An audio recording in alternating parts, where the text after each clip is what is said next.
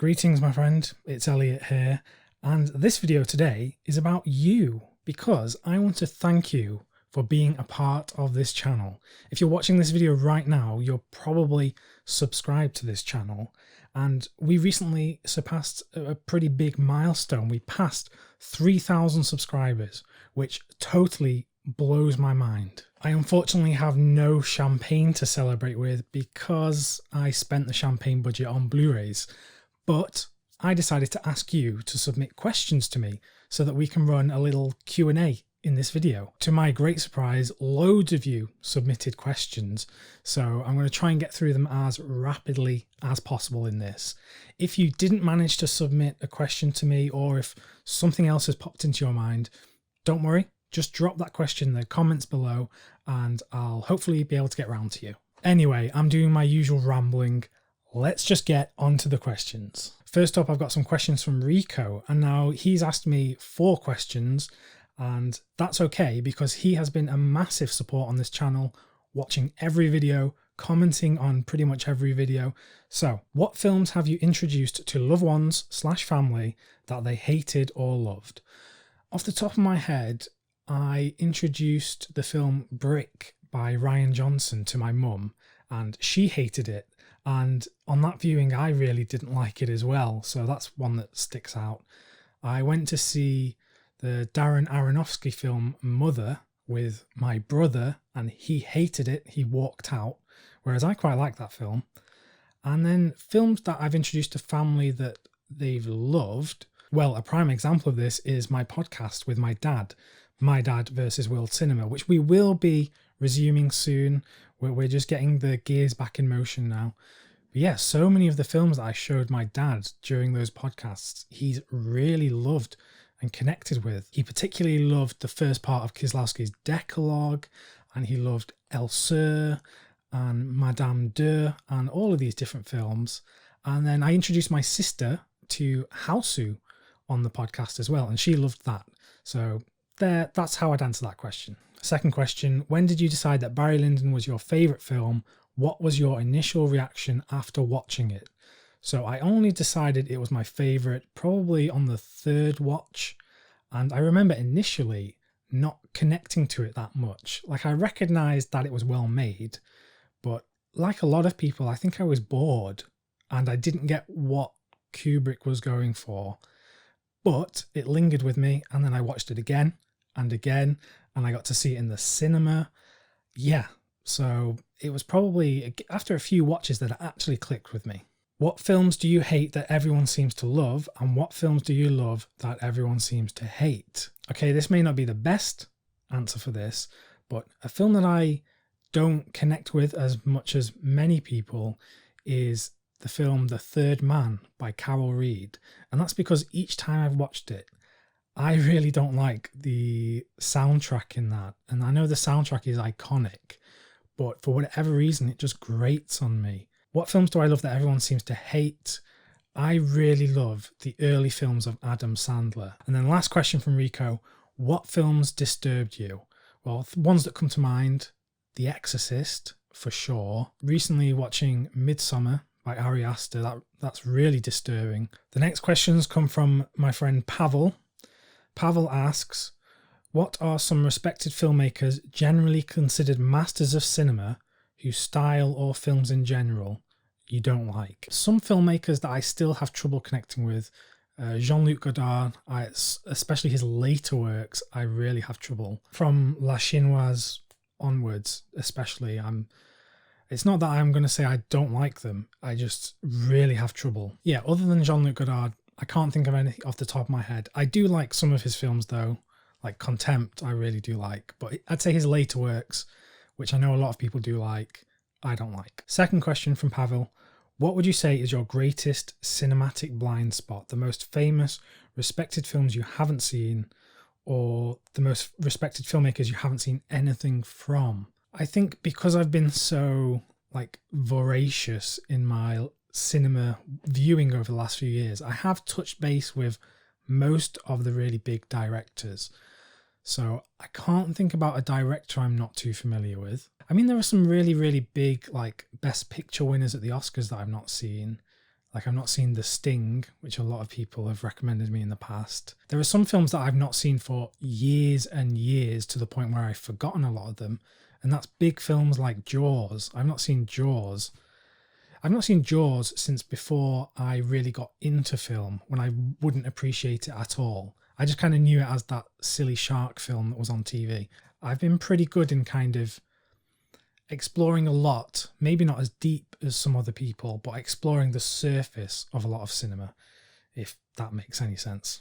Jace asks, I would like to know if you have not been impressed with any quality of the remastering on some Blu-ray films.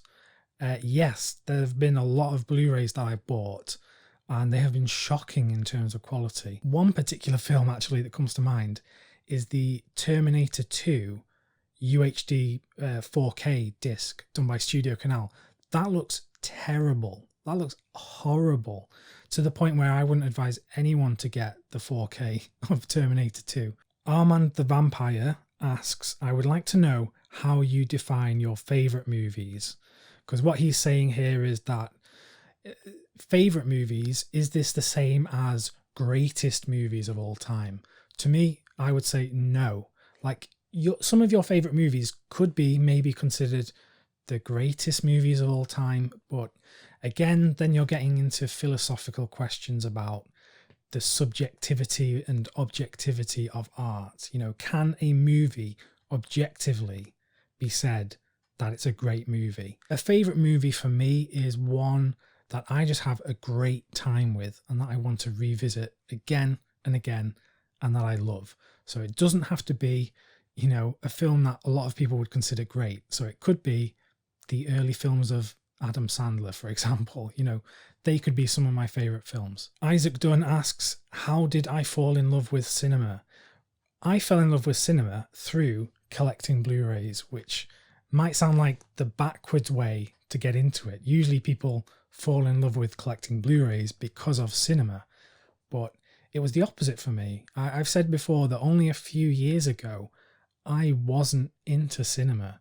I'd barely seen any of the big films, and just one day it clicked.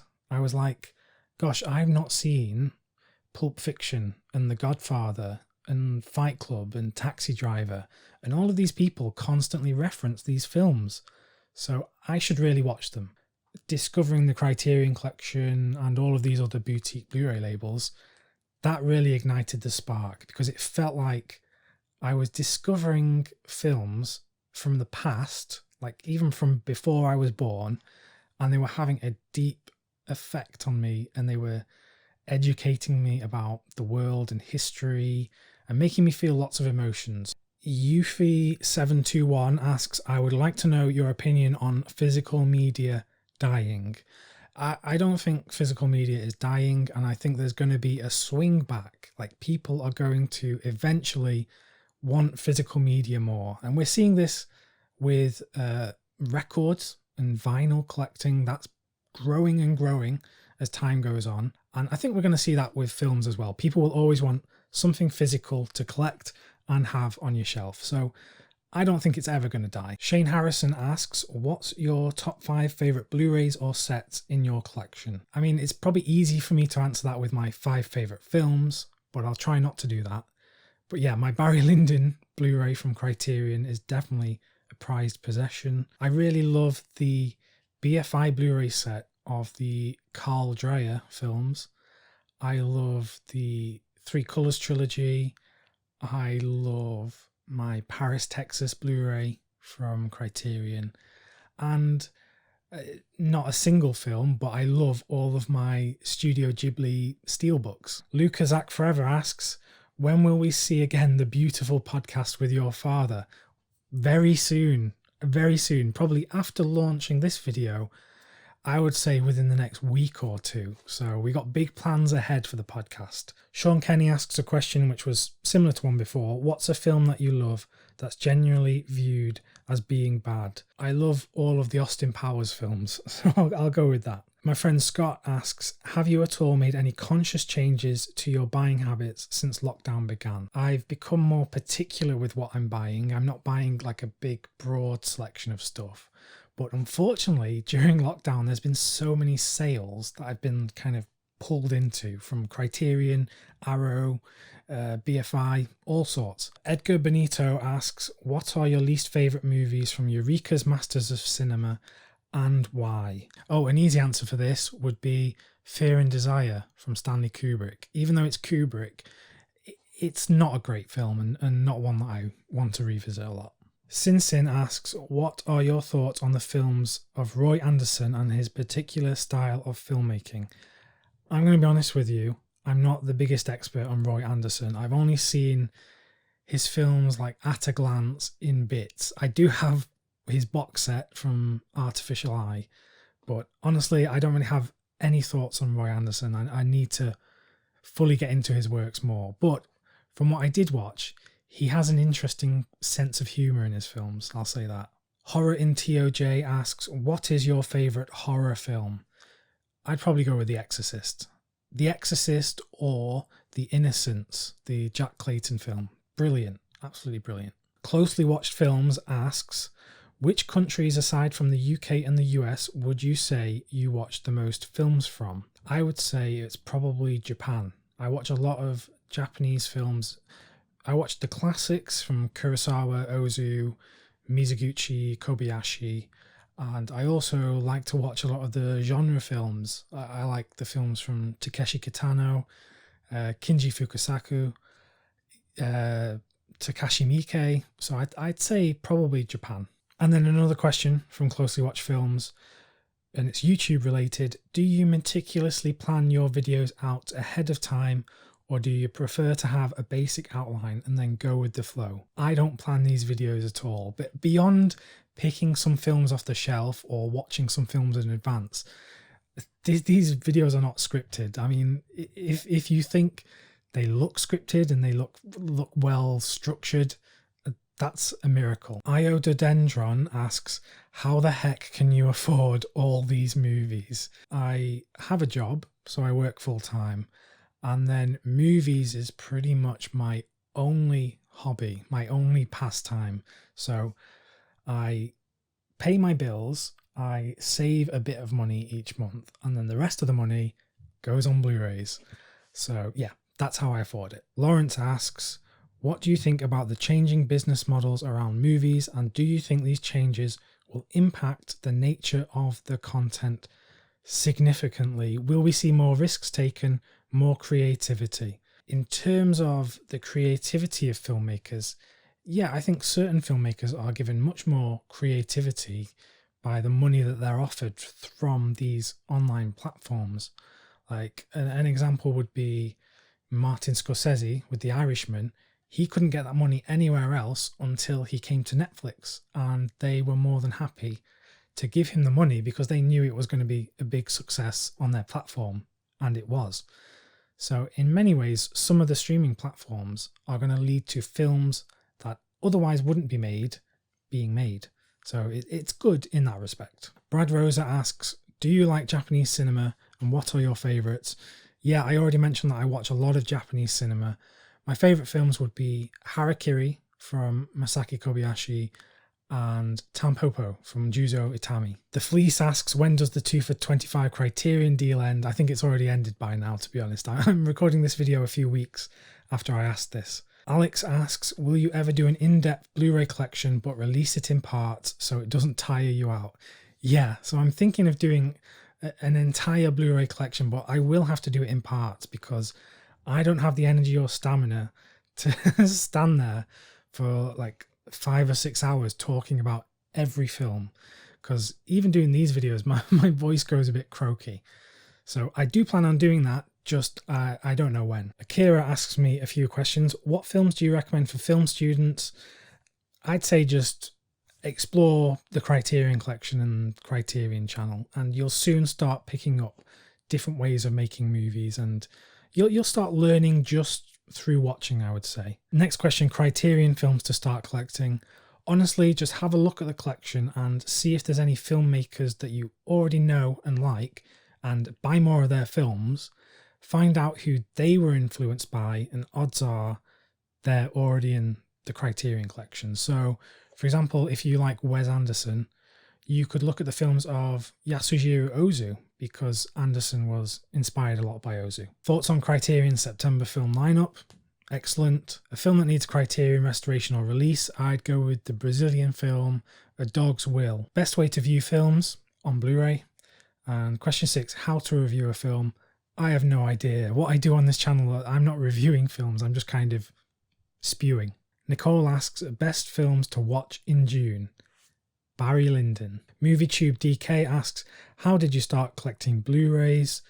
Like I said, I wanted to get more into films and it was a pretty cheap option for watching a lot of them.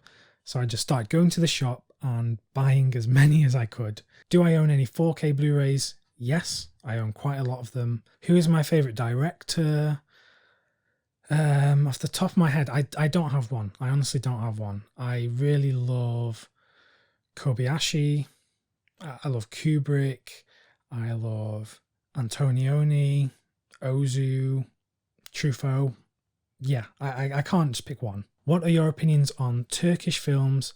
Have you seen any? Yeah, I really love the films of Nuri Ceylan. So films like Winter Sleep, I really enjoyed. And I really like the film Mustang that came out about 4 years ago. That's a really touching film. And I'd love that to come to the Criterion collection. Maxime asks, is there any movie that you didn't enjoy, understand at first, but that you learned to love with time? If so, which one? Mulholland Drive. I watched Mulholland Drive initially, wasn't that taken by it. I was completely confused. Now, after watching it many times, I'm much more taken by the film, still probably equally as confused. The Cinematech asks a question that was asked before about major gaps in my film knowledge. Off the top of my head, no, I can't think of any major gaps, but of course there's going to be some real subsets of film and cinema that I've not explored. Cornel asks, who's my favourite Japanese filmmaker? Kobayashi, probably, for Harikiri and Kwaidan. I'm a big fan of Ozu as well. Like, Ozu films are like comfort food to me. Like, I could put Good Morning on like any day of the week and just be enraptured. Will asks, do I still collect non-boutique Blu-rays, or have I changed my collection to just a few select labels? Yeah, I mostly just collect a few labels now. I do still have a lot of non-boutique Blu-rays, but I just had to get rid of a lot of them for space issues, and just I wasn't revisiting them often enough. Ronan asks, what film is most important to me and why? I'm not going to say Barry Lyndon again, because I'm probably going to mention that a lot. I'm going to say Star Wars, the first Star Wars movie, because that's the film I can first remember seeing in the cinema as a child when it was re-released as the special edition, and I loved the Star Wars trilogy as a child. Like, I've watched those films so many times and I can still put them on and be so excited. Vanessa asks, is there one Blu-ray or box set that you regret not being able to get a hold of before it went out of print? Yeah, I've been trying to track down a few more box sets that I missed, but the one that sticks out to me is the Battles Without Honor and Humanity box set from Arrow Video. Like, I missed that when it came out, and to get that secondhand or to buy it new on the secondary market, you're talking about spending £300-400, which I just can't justify right now. Blah Blah asks, if Criterion started doing 4K discs, would I start collecting those, or am I not bothered about the jump to 4K? I would absolutely start collecting them. I'm a sucker for Criterion already. Some people call me a blind fanboy, a sheep, if you will, and maybe I am. I just love the work that Criterion do, and I have a 4K player. I have a 4K TV. I love seeing great films in the best quality possible. So absolutely, you can bet your bottom dollar I'd be buying Criterion 4Ks day one. Justin Bliss asks, what setup do I watch my movies on, i.e. a home cinema setup or a laptop? No, I always watch my films on my big television. I've got a 65-inch screen, 4K OLED thingy with HDR. So I always watch them on that, and I have an Oppo UDP 203 4K Blu-ray player and it's multi-region, so I'm pretty much sorted for life. I probably won't have to upgrade the Blu-ray player or the TV ever. My friend Horrible Show asks, do you tend to buy any movies used, and do you think Criterions are too expensive? I do buy movies used, and in particular, I buy Criterions used. I know some people that just watch the film and they don't watch the special features. I can see for them why Criterions are too expensive, because, you know, maybe if you're just watching it for the film, then comparing it to other Blu-rays, they are expensive. Of course, I would love Criterions to be much cheaper than they are, but if it means that Criterion can keep putting out these films and giving them the best treatment, I'm okay with what they're charging at the moment. Aaron at the Movies asks, what is your favourite movie from your least favourite director? I'm just thinking of that comment I made about Jean-Luc Godard before, so I'd probably say Contempt from Godard. Even though he's not my least favourite director, I just can't think of a director I don't like. Like Lars von Trier, I don't really connect with a lot of his films, but I really like Melancholia. So maybe that's a good answer. Firefly 2193 is basically asking about my video and sound system and how much I care about technical elements of the movies I'm watching. Yeah, I'm always paying attention to the technical elements of the disc itself, the Blu-ray disc. Like, there are some Blu-rays that I notice have like digital compression, and that really can take me out of the film. You know, when you see like in the blacks of the screen, you can see like blocky artifacts, like that really does take me out of it. And in terms of, do I care about 4K and hope Criterion, etc. would get into 4K releases? Yeah, I just answered that. Yes, I would love that to happen. SJS Films asks, what's your favourite decade for cinema? I'm going to go with the 1970s, because American cinema was so good during the 1970s. And I think world cinema was becoming more popular on the global stage during that time. So 1970s, oh, so many films that I love. Stu Talks asks, favourite British supermarket? At the moment, probably Morrison's, and that's probably just because we have a discount card, so we can get our groceries cheaper. Daniel Ramos asks a few different questions. What are your favourite labels, and what are your favourite releases from each? Criterion is one of my favourite labels, obviously. I love the Barry Lyndon release, and I love, let's pick a different one, the Jacques Demy box set. Love that release. Other favourite labels, Indicator. My favourite release from Indicator is probably the Randolph Scott Bud Bettiker box set of Westerns. Love that release. And then Arrow Video, favourite release from Arrow Video. I'm probably not going to pick one. I'm just going to say all of the Dario Argento films. Which labels deserve more attention? I'm going to go with Second Run. Second Run are distributed through Arrow, and they do great presentations of a lot of Czech New Wave films. So if you want to give more support to underrated labels, check out Second Run. And then which release do I regret missing out on? I'm going to mention that Battles Without Honour and Humanity from Arrow Video. Kristen Jenkins asks, who are your favourite women filmmakers? And bonus, what are your favourite films from them? I really like Sofia Coppola, so I like Lost in Translation. And I really liked her adaptation of The Beguiled as well from a few years ago.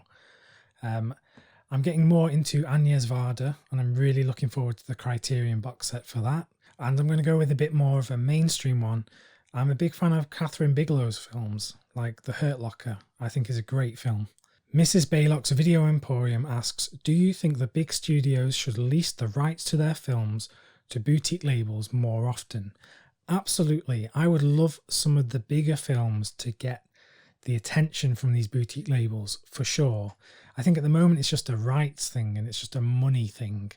But maybe as streaming gets bigger and bigger and bigger, that might unlock the physical home releasing rights for some of these films.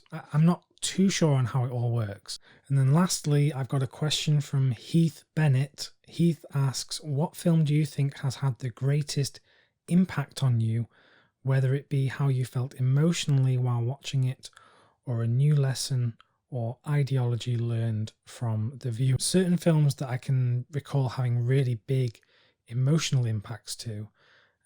Chunking Express was a big one. Paris, Texas. A Separation from Asghar Farhadi, that was a big one. Yeah, so probably those films. And then Barry Lyndon, of course, you know, has shaped how I view art and my appreciation of not just cinema, but classical art, you know, paintings and music and all sorts. So yeah, I'd go with them. Okay, there you go. That's all of the Q&A questions answered. I think if I did happen to miss your question, I'm so sorry. I might have just flicked past it. Just ask it again in the comments and tell me off, and I'll get round to it for sure. But thank you for asking these questions, and thank you again for helping this channel grow and supporting this channel and discussing films in the comments and sharing your love of films with me. It means so much to me, and I hope we can continue doing this for a long time and keep growing and meet new people and talk about films. And I'm just rambling now. So thank you for watching this video and for the continued support. I'll be back with more videos about Blu-ray collecting and the Criterion collection very soon. If you want to stick around on the channel, by all means, just click some of the videos that are floating on my head right now. You can probably get some really good recommendations for them. And I'll be back with some new videos very soon. So until then, stay well and keep watching great films.